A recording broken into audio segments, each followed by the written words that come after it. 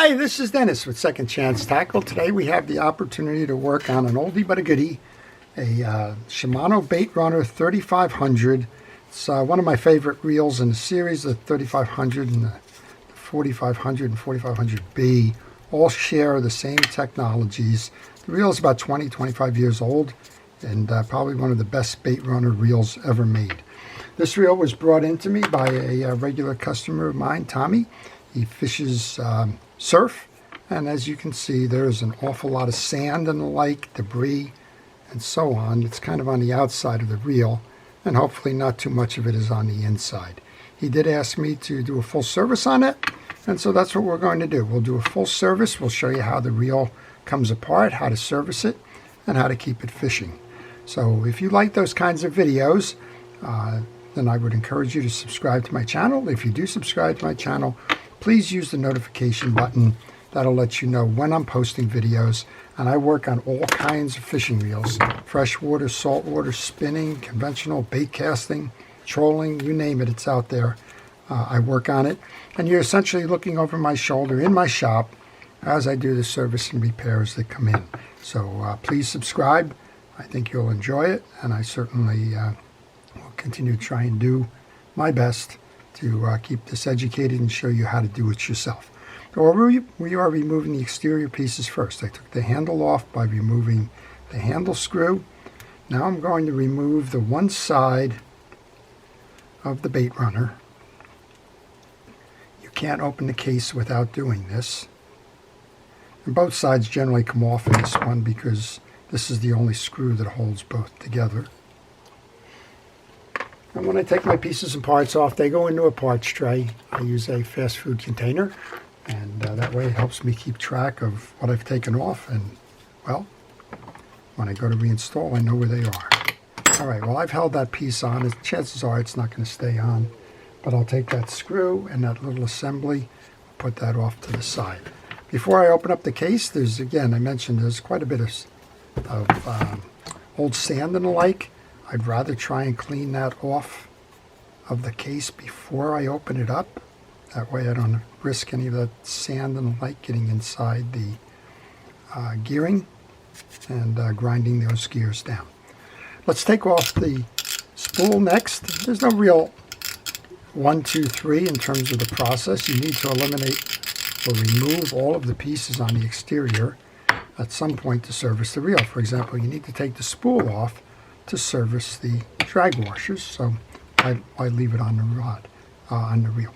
Also, this click ratchet with this spool shim washers, they can generally just pull off.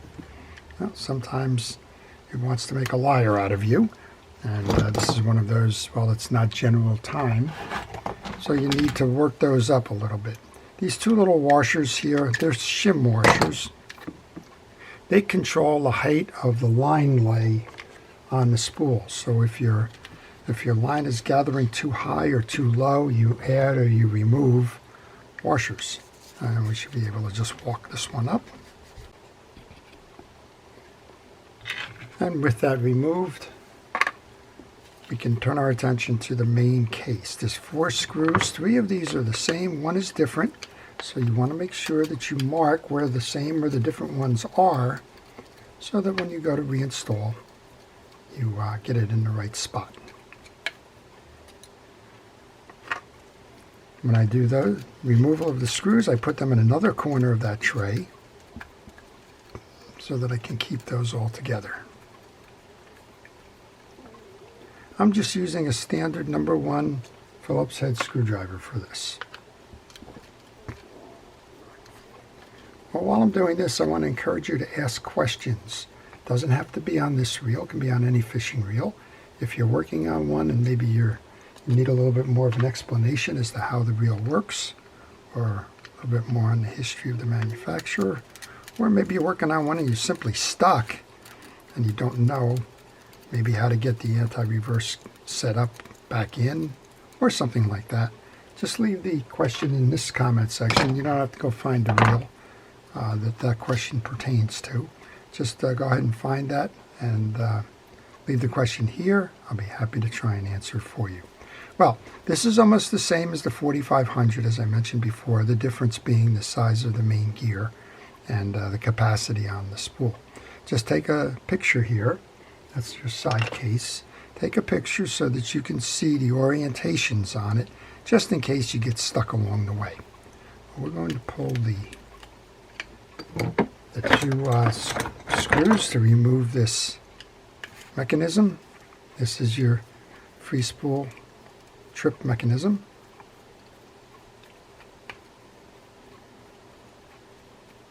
They're long screws. Again, good place to take pictures. Lay them both on your table. That way you can make sure that they're the same size. And this whole trip mechanism here is going to be removed as a single unit, so don't go any further after removing these two screws. Don't pull springs or other things off of there. I've rebuilt these when somebody has taken all the springs off. I can tell you it's a little painful, and if you can avoid removing this piece by piece, please go ahead and do that. Here's the back end of the assembly in case you've done that. Let's just take a moment to show you how those springs go. There's one that hooks into the lever up above, wraps around the pole. There's another spring that sits onto the short mechanism there. There's a little bit of dirt in the back of that, so I'm just going to use a penetrating oil on there, and we're just going to let that soak in, and then I will use a cotton swab to get the old grease off. Again, leave that intact if possible. If not, you've kind of seen the position there of how that works. Well, we want to roll this down now. Take those two screws that came off of that assembly, put those into the parts tray. I'm going to take this piece and put that into the parts tray. It's too easy to knock pieces and parts off the side.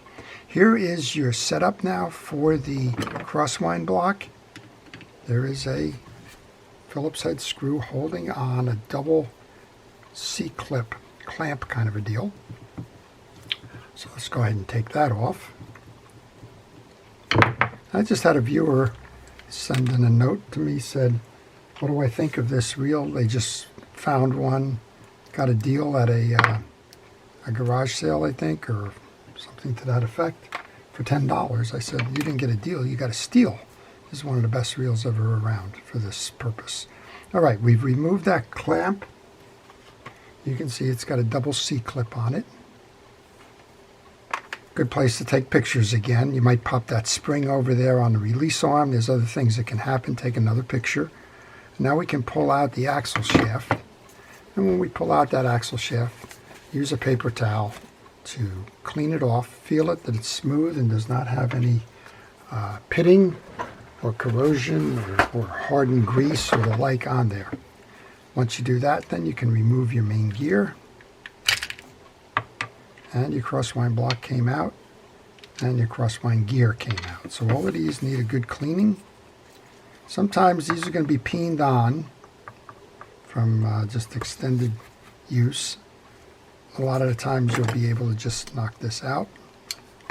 But try and get the bearings off if you can. If not, just walk away from them and leave it on the rim. There we go. I think we got that one off. I don't know if we're going to have the same luck.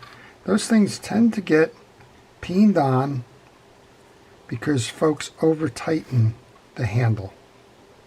So if you're over-tightening the handle, what happens is the rim here gets pushed out, and that makes the bearing kind of stick inside. We got both of the bearings out. They're both the same. They're shielded, they're not sealed, so I'm going to take some oil. I'm going to run it around the rim. That will seep in and lubricate the bearing. Take those two, put them in. Check the back. Well, this is pretty obvious why this one needed service. All of the lubrications essentially have dried up and are off of the reel. So we'll take a moment here to make sure that the teeth are all clean and uniform, that there's no chips or crack. Look at it from the peak side here. Look at it from the ridges inside. Do the same thing with the main gear. Check the teeth here. If they need cleaning, go ahead and pull a brush. You can use a toothbrush or bristle brush or anything, and just clean out the tracks if there's some dirt in there. And the same thing with the back end of this. This gear is in good condition. So is this one. check the back of this, and I guess that's a recurring theme now. We don't have any greases or oils in here, so that's all going to need to be relubed. All right, let's just do another quick service here. We're going to remove our rear drag system just to check up on that. Generally, I like to loosen this up a little bit when I do that. There's a clip here below that needs to come out. That's holding your case in place. And when you do that, I like to lay that down with the face or front or top up on me. Okay. And we should be able to bring that through at this point. You got a couple more things going on here now. We have the interior. Let's go pull this out. You have the washer, you have the spring, then you have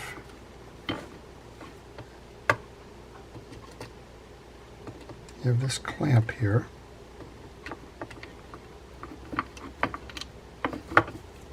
You have the trim ring,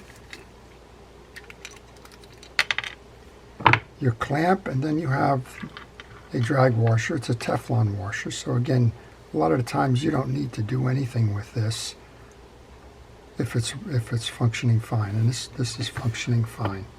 I wanted to make sure that we didn't have a broken drag washer in here. To reinstall it, that goes on first. This clip side is down, and you need to check. I should have taken a picture there, I'm unsure. But the clip side goes down to hold the spring. There's a short and a long side, if I remember. We'll find out quickly if I remember. The long side faces out. You want to install that over, and then there is a little cavity that it sits in the back of. You can see it as it's lined up there. Next up then is the spring, which goes between those two posts. The metal retainer. There's two of them. There's a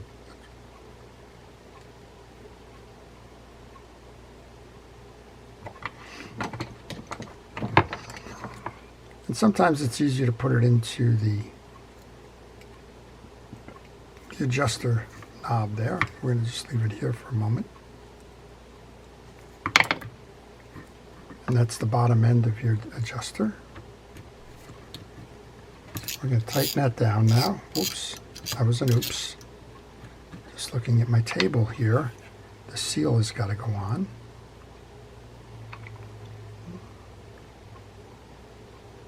Those two washers just sat inside what we were saying before about sometimes it's easier just to put it in. Tighten that down. And then make sure you have the clearance now.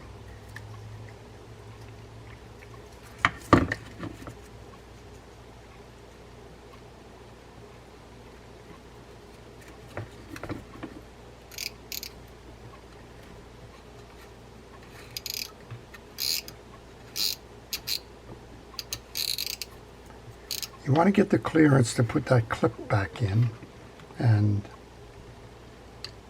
the clearance generally comes from backing down. So turn that all the way counterclockwise. Now you've got that in, we've got this set piece in here. That's the back end of your drag system. We want to remove our top rotor then is next. There's a set screw holding on the rotor nut. Here's your rotor. That comes off in a traditional counterclockwise manner. Just turn it counterclockwise or towards you if you're in the digital age and don't remember how a counterclockwise one works. Then let's give you the look underneath here, because I get a lot of questions about this all the time, about how they've taken the reel apart and now their anti-reverse doesn't work. We have a collar. And there's a spring that goes around a post here. When you're reeling it, it pulls this out, and when you bring it back in, that spring pulls it close to engage that anti-reverse dog. we want to lift up, and you want to pull this one side of that spring up and off so that you can clear the little stud that it's sitting on.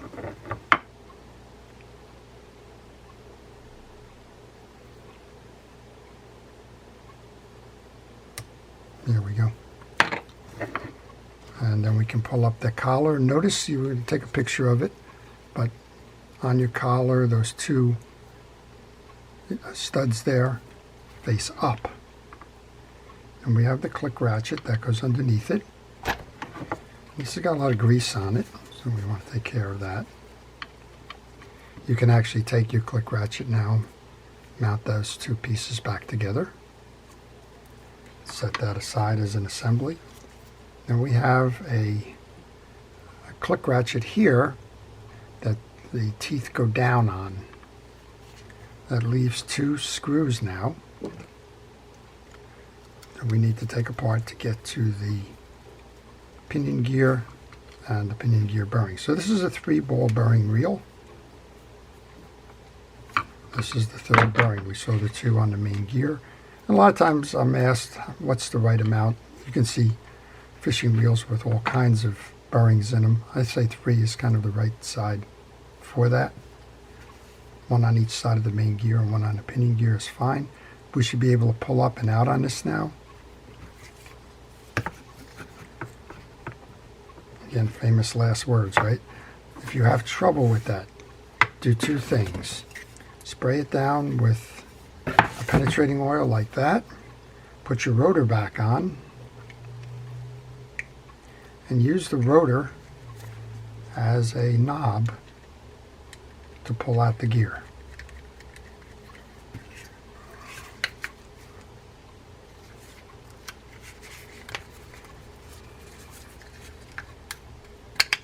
Just like that.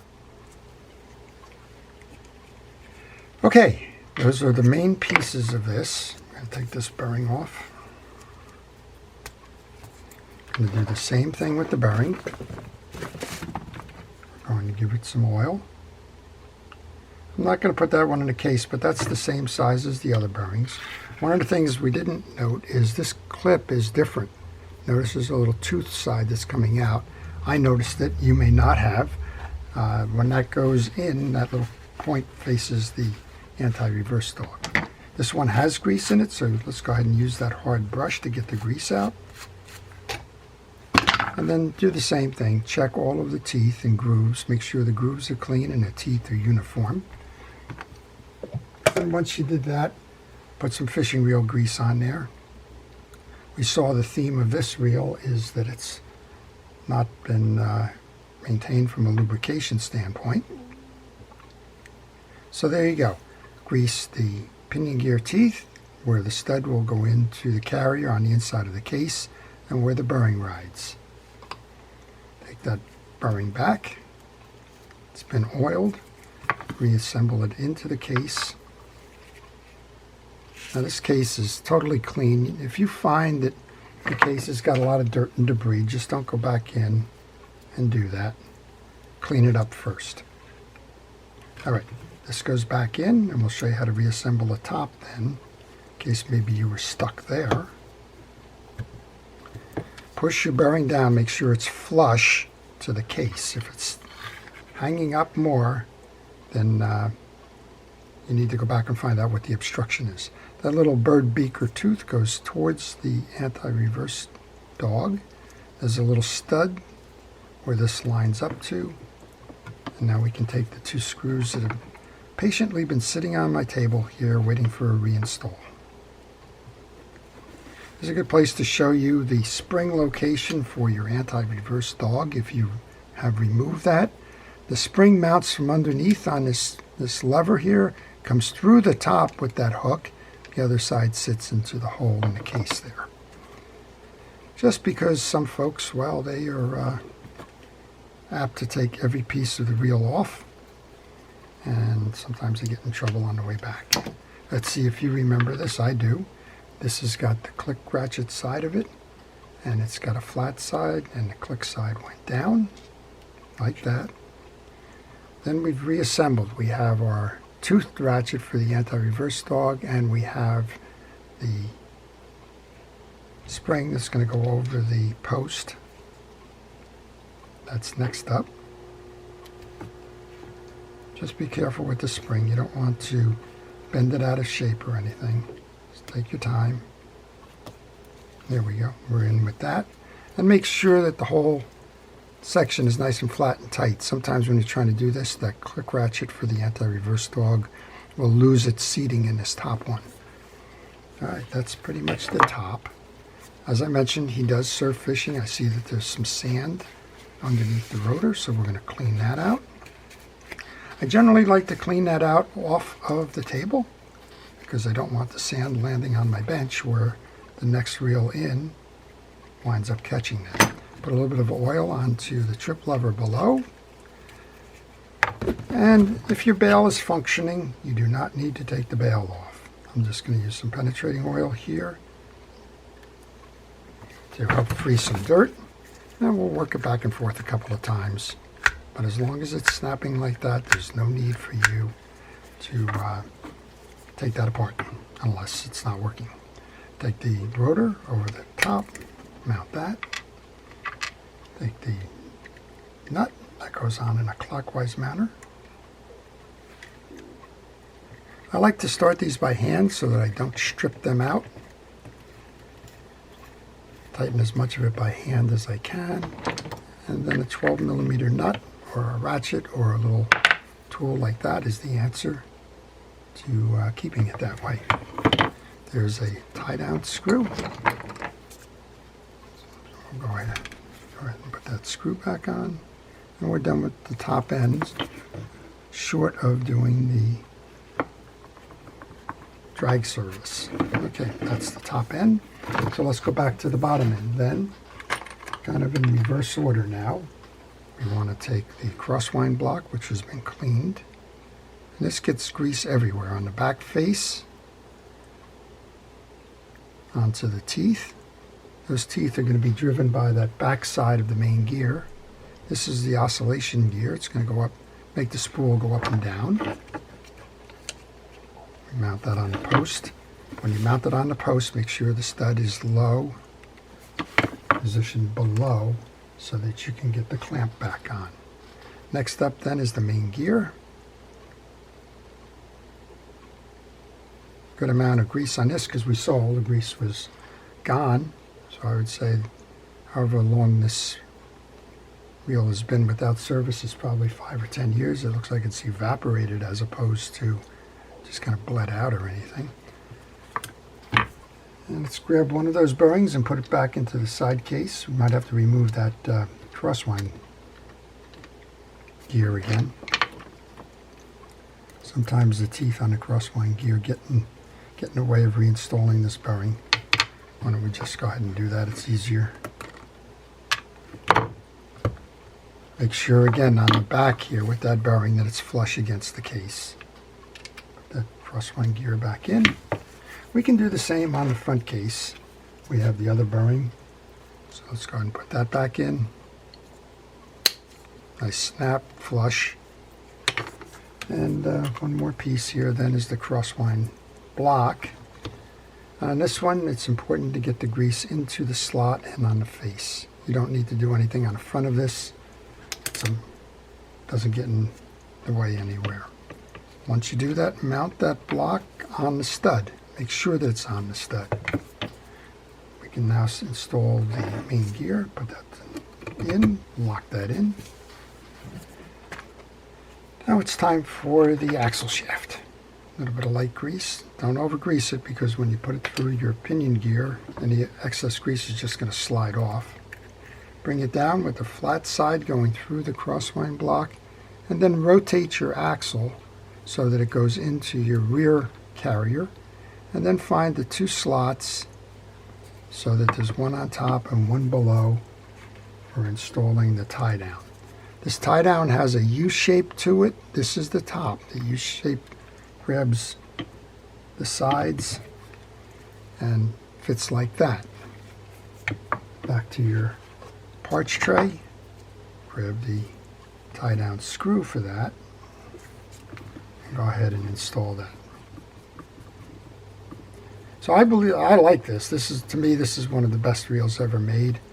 I'm not in a minority opinion with that. I think there's an awful lot of fans out there of this reel, and you can see why. The quality of the components and the engineering kind of superior to none. The one with the 2 on the extension here goes up top. The one with the lip goes below. Just take your time. This is the one that's important right now. You got to get that over the trip. This one never lines up, so I use a pick to get it on the line. Next up, I want to make sure we are seated on both, and we can see the screw holes for that. And we'll go put those 2 long screws in. These are long enough. I can probably start them without trying to hang them on there.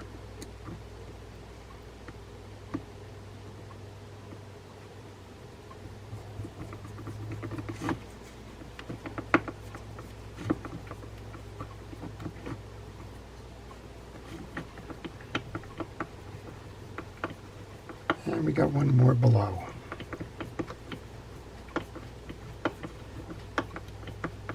So bait feeders are very popular reels on the mid-Atlantic coast here.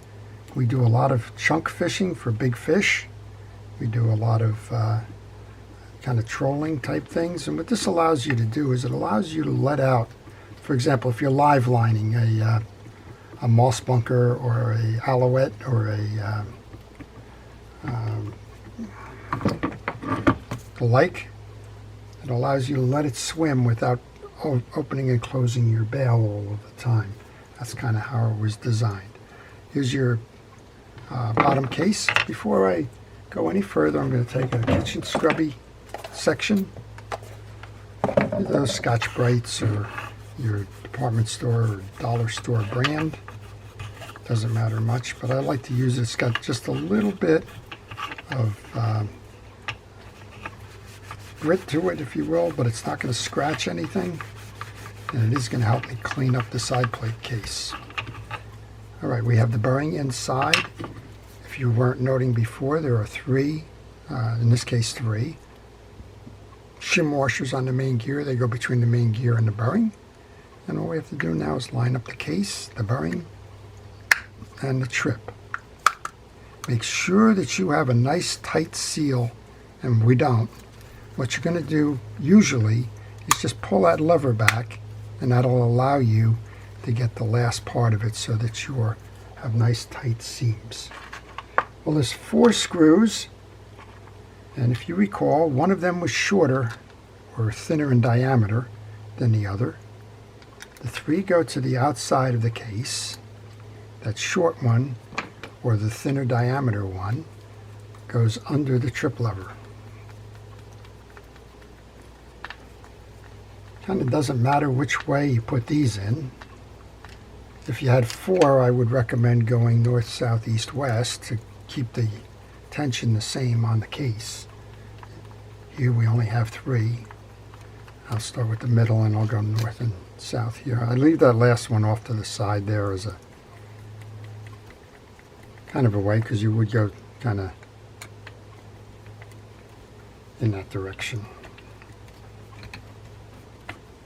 Okay.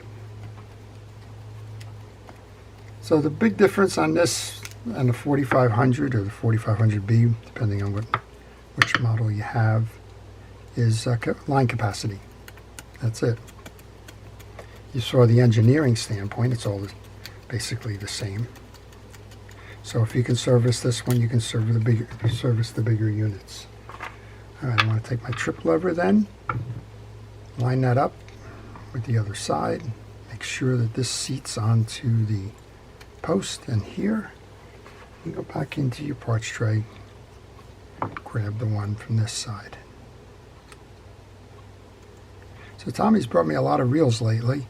I think he collects them for use in the surf, uses them. When they start to break down or get sanded, they wind up with me. And he does a lot of fishing, and a lot of them get sanded.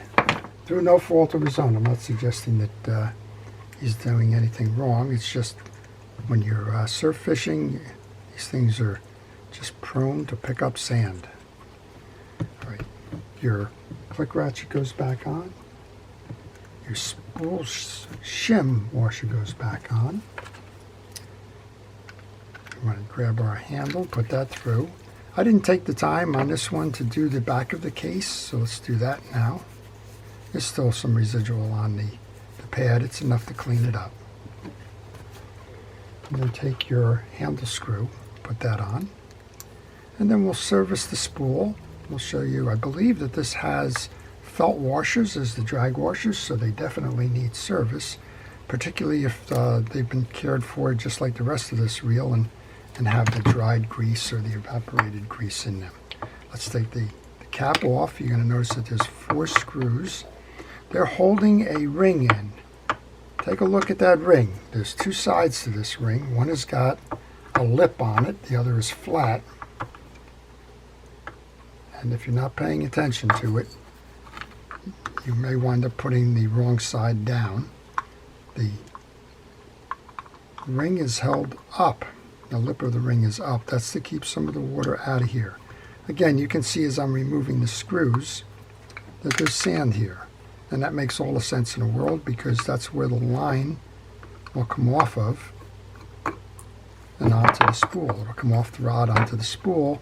The line's carrying water and it's going to go there. You don't need to take all 4 of those screws out. As again, the retaining clip is really those 4 screws. Let's take a pick now and pull that drag stack out. And yes, these are felt washers. Nothing wrong with felt washers. If you find that you're tearing them up,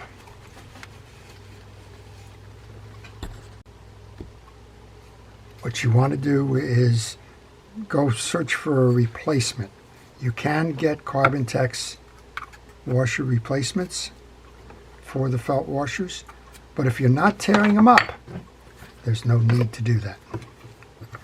All right, first one in is a felt washer. I oil the felt washers. Oil keeps them flexible, stops them from drying out, and that's your biggest challenge with the felt washers.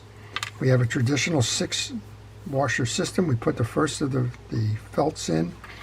You have 2 washers that are called keyed washers. They're rectangular. They go top and bottom, so the first one of those is in. I'm going to go ahead and put that second felt washer in, give it a good drink of oil. The middle washer has the circle on the inside and 2 tabs. Those tabs goes into the corresponding slots in the side of the spool. That's called an eared washer. Third washer in, same thing, oil it. Now the oil doesn't provide any more slip or any more max drag or any of the other things that I get asked about quite frequently. It's there to keep the washer fresh. This is the flat side that goes down. There's a lip on this side, it goes up. If you like, find the reference points from the indentations of the original screws. And then seat that down. And let's put those other 2 screws in, then we can tighten all of these down, put it on, and give it a final test here. So I was just reminded the other day, this is my 5th year now doing these YouTube videos. It's been a real pleasure. I want to thank all of the subscribers that have been with me throughout the years. Some of them can claim original status. They knew me when. And others, well, they're new as of yesterday, or maybe they've been at the time of viewing, and I thank you as well. The channel has been designed to kind of share my stuff with you, how I do it, what I know, and how to teach you to do it yourself. Kind of a legacy sort of a thing. Well, we're doing the same thing here. We want to get the last of the sand out of that piece. This has got braid wire on it, that's fine. We'll put the handle back on one more time here for the cleaning of the adjuster knob. If you're going to do your reel service. Might as well take the time to make sure everything's cleaned. All right, and then let's set this up. Tighten it down.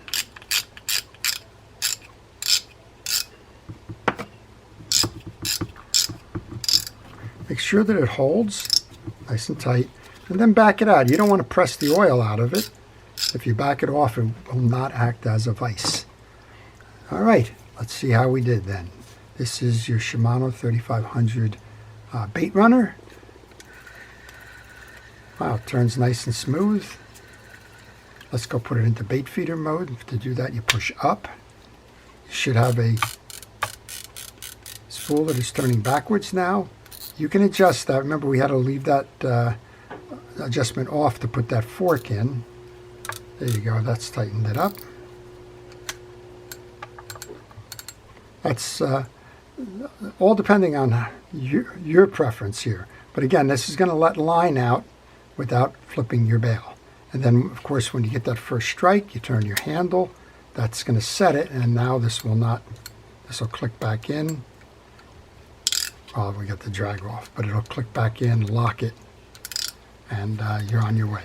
So there it is. That's the service of the Shimano Baitrunner 3500. The process and technique applies to the 4500 as well. And I think you'll agree with me, this is one of the best bait feeder reels made. So, to our first responders and essential personnel, thank you for all it is that you do to keep us safe. I do appreciate all of your efforts. To everyone, I wish you great fishing. Again, thank you for viewing. Thank you for your subscriptions. To all, if you have a question, please leave it in the questions. I'll try to answer those for you. And, well, have a great day. This is Dennis with Second Chance Tackle.